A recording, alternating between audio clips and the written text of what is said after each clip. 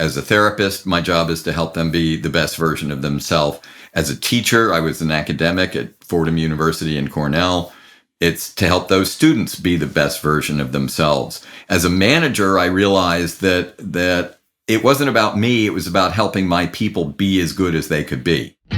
Welcome to 20-Minute Leaders. Just sit back, relax, and learn from the leaders of today. It's a journey. Each one is different, unique, inspiring. Let's get started. This episode is powered by J Ventures, a community-driven VC fund in Silicon Valley in partnership with Leumi Tech, sponsored by Homeward Ventures, Hippo Insurance, Upwest Labs, Synergy Global, Hillel at Stanford, Leap, Birthright Excel, Serona Partners, and in media partnership with C-Tech. Welcome to 20-Minute Leaders. Today we're going to be talking about influence and impact. Meet Bill Berman. Bill has 30 plus years of experience as an executive coach, senior line manager, clinician, and academic. He has advised executives from multiple industries, including financial services, pharmaceuticals, publishing, and technology companies, and worked with CEOs and teams at the C-suite, managing director, and general function management levels. Bill started his own software company in 1994 to track healthcare outcomes, which he subsequently sold to an enterprise healthcare information system company. He is the author of more than 50 research articles and books, including Influence and Impact, Discover and Excel at what your organization needs from you the most. Bill Berman, welcome to 20-Minute Leaders. Thank you so much for joining me today. How are you? I'm well, thanks. Thanks for having me on the show. Well, you sort of do what I'm trying to do on the show. You're working on leadership and you're working on influence and you're working on impact, which are really the main questions that I'm trying to uncover in this show. What makes a leader a good leader? What makes an influencer a good influencer, making a positive impact, not just on the world that we all like to try to do, but also internally in an organization. So thank you very much for joining me today. Great. Looking forward to it. Bill, why dedicate your career and so much of your time right now to uncovering this question of influence and impact?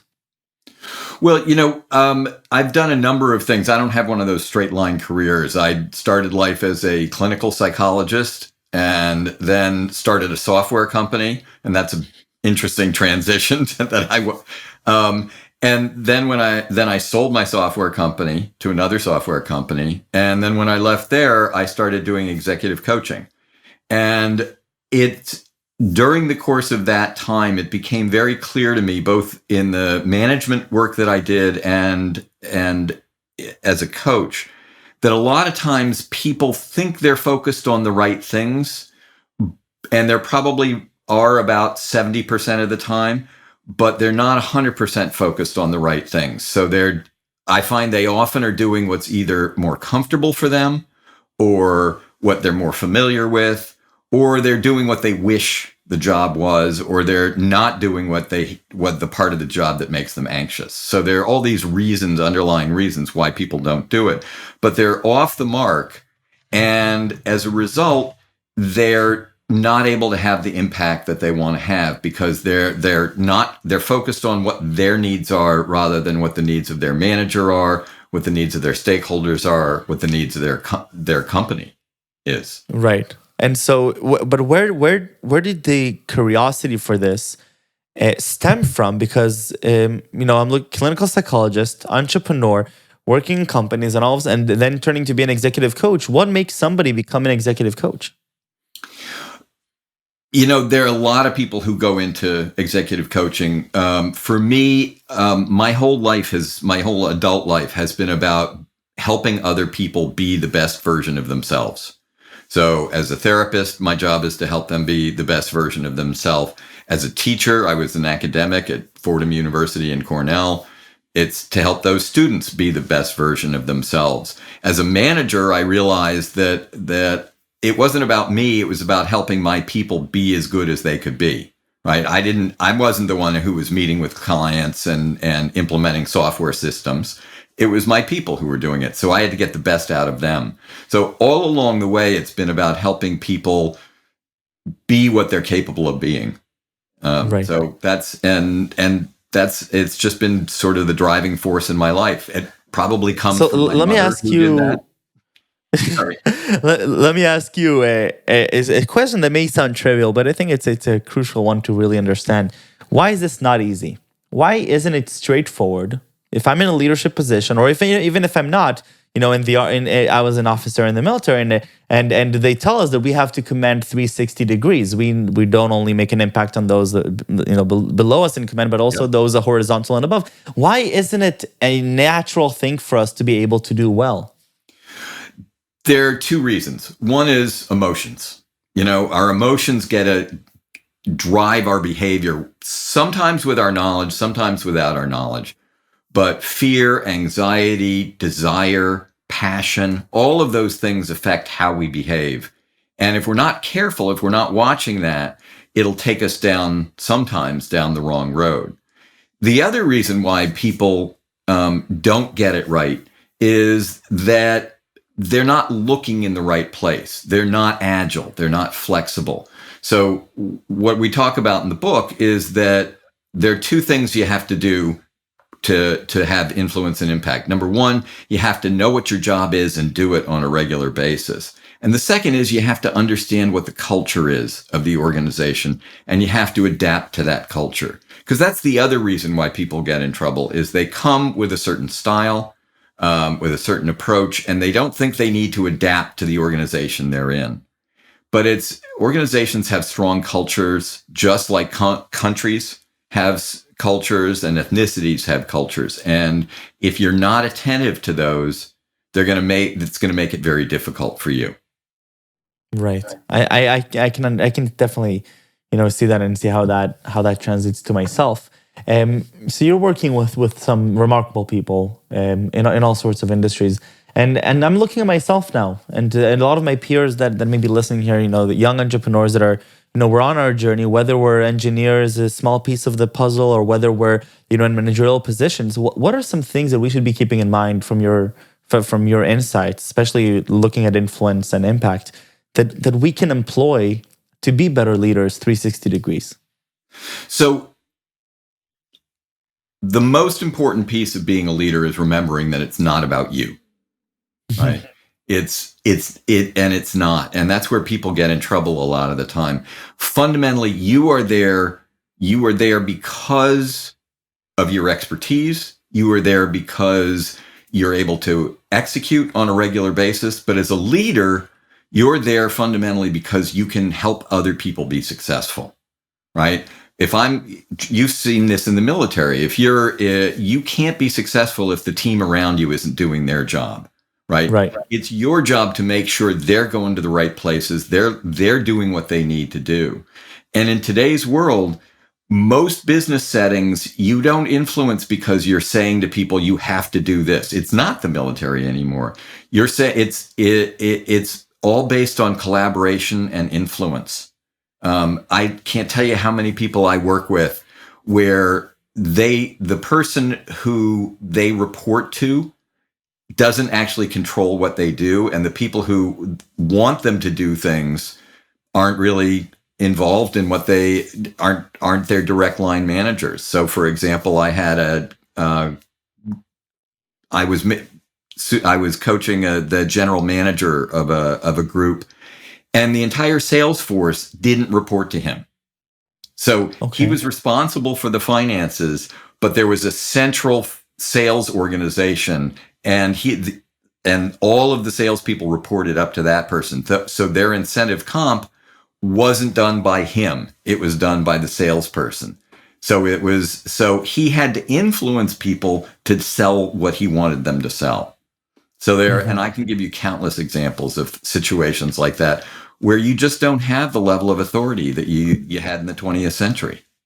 That makes lots of sense. I'd love to hear a few more examples, because I think these are obviously then, even if they don't translate one-to-one to my situation or to other situations, we very quickly make parallels to what things are going wrong in our organizations and how we can improve on them. So I'd love to hear a few more.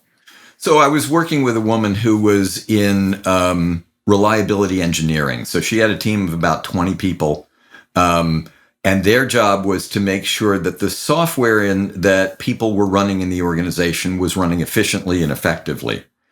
And but she defined her job as, I'm only going to work on those ones that I think that we can have the biggest impact on. What she didn't understand was that she got a new boss, she got a new manager and a new manager's manager, and they wanted a much more sort of open, collaborative, shared approach to this. So they wanted her and her team to help people, even if it wasn't going to be the biggest impact. And she didn't communicate that. So what we did in the coaching was I really helped her think about this as, you're there to meet the needs of your customers, just like I'm here to meet the needs of my customers. That doesn't mean you always do what they tell you, because sometimes they don't know exactly what they need. But it means that you understand what they want, and you're empathic with what they want, and you give them the message that you're there to be helpful to them. That's when they're going to be happy. That's when they're going to be satisfied. Right. How do entrepreneurs, in your opinion, have the capacity, or what tools do they have at their disposal to understand when something is not going right, when their influence is not correct, or is not as strong as it can be, or whether the impact that they're having is not as large as it can be? How can we gauge this in our own lives? I think, fundamentally, self-awareness is the most important skill a leader can have. If you don't understand how you're feeling, what you're doing, and what impact it's having on others, you're going to get in trouble all the time. And Right. so being aware of that is really critically important. Having other people around you that you trust who can tell you what kind of impact you're having is critically important as well. Your spouse almost always, or your partner almost always knows what's going on with you. So using them as a resource can be really helpful too. So Do you find sometimes that these things may translate also though to personal lives, that if we're having trouble influencing and making a positive impact in our professional life, that may also have a translation in our personal lives, and that makes it harder to gauge? Yes. So people do act differently in one setting than the other, but particularly when they start to what I call derail, when they start to get themselves in a little bit of trouble. Those often look the same, whether it's personal, social, or at work. I think that makes it easier if you're self-aware. If you know yourself, you're going to be able to recognize that wherever you are more quickly. And we all have characteristic patterns. It's not like you have to keep learning it over and over and over. People struggle in the same ways. When we get stressed, when we're feeling our oats or feeling overwhelmed, we tend to fall back on old patterns. That's just human nature, right? And so knowing what those patterns are, knowing what those old habits are, is really going to help you avoid them and avoid getting in trouble with them. How do you work with the people that are approaching you, or the organizations that you work with, and what is this format of executive coaching? Obviously, I think that it probably every person in the world can use some great coaching, and how does it actually work? In many ways, it follows a lot of the format of the book. So the first thing I do with people when I get to know them is I learn about them. I talk to them. I talk to their manager. I talk to their stakeholders. I learn about the company that they work for, and I learn about the part, if they're not the CEO or C-suite, I learn about the division they're in. And so I get to understand the context that they operate in, right? Mm-hmm. And then a fundamental part of my job is to go back to those people, to my client, and say, here's where I think you're blowing the doors off it, and here's what I think you can do that will make you even more successful. I try not to spend a lot of time telling people what they're screwing up, unless they're really screwing up, but helping them see what will make them most effective, helping them see what their manager really needs from them, what their customers need from them, what their stakeholders need from them, and helping them deliver on those things, both what the job is and how you do the job. That's my job. And I collect the data, and then I start working with them and give them tools and techniques to find ways to make a change. Once they do all that stuff, then they can start solving other problems for people. They can step up. You can start becoming a leader among your peers, somebody people will listen to. Fundamentally, you want people to follow you. You want them to want to do what you want to do. It's not leading these days, really. It's building followership. That's the critical element. What are some things you've observed in the greater general sense that may not be so trivial to me as I think now about building follower base, about building the impact that I can, the influence that I can have? What are some non-trivial things that you've learned from the various case studies that you've gotten to experience, and obviously from the most recent book that you can share with me? I have my older son who's an adult now.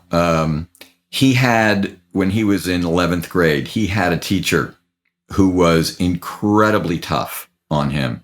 His message to him was, I know you can do this. I know you can do this really well. He said, don't mail it in to me.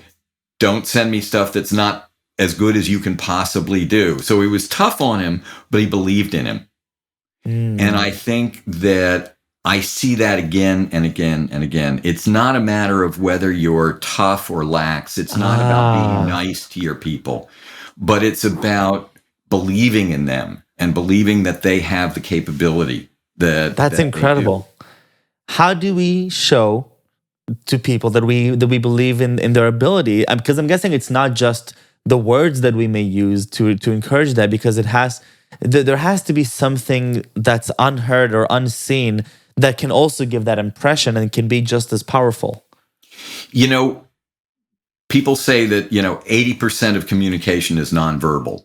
I don't know if the number's right or not, but your tone of voice, your facial expression, the words that you use all communicate what you think of the person that you're talking to. I can say, why'd you do it that way? Or I can say, why'd you do it that way? Right? Very different message to you. And clearly you'd rather have the first one.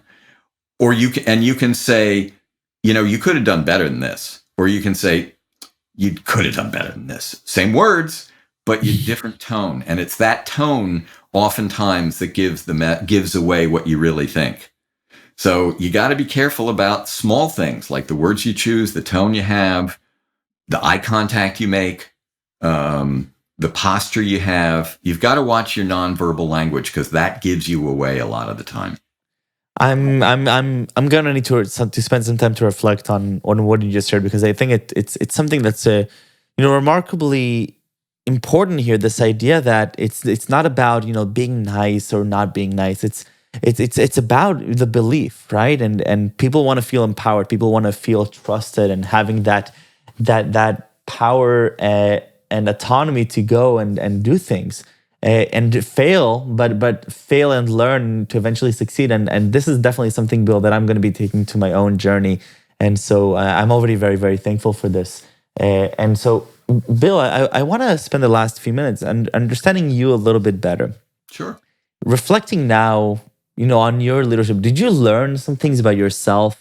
Looking back at your past lives and your past careers, now that you've been working in executive coaching, things that maybe surprised you or that, made you reflect?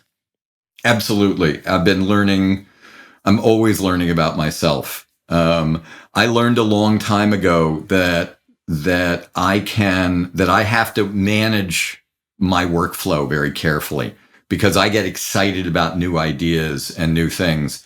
And I'll say yes to those things and then run out of time. And so I'm always having to take a step back and say, do you really have time for this? Is this the most important thing you can be doing?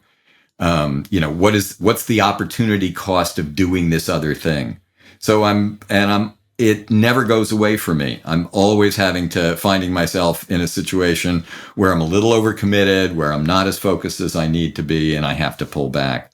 So it's, those things don't go away. I'm always going to be excited by a new idea. I just have to manage that more carefully. Bill, I really want to thank you for spending this time with me. It was remarkably important for me to hear, and I'm sure for so many others, because I think that some of the things here, while they may seem trivial to some people, I think that they have a lot of depth, because they translate to the everyday things that we do, whether it's our tone, our choice of words, our intonation, the eye contact that we make. And I love the fact that you're thinking about it. We're not trying to force ourselves as leaders, but we want to build a follower base, and we want to be people. We want to be a person that people want to follow, and that's obviously 360 degrees in the organization. So, Bill, thank you very, very much for this. I really appreciate your time. Michael, thank you for having me on. It was a very enjoyable interview. So I'm looking forward to seeing it. Thanks. Bye bye. Take care.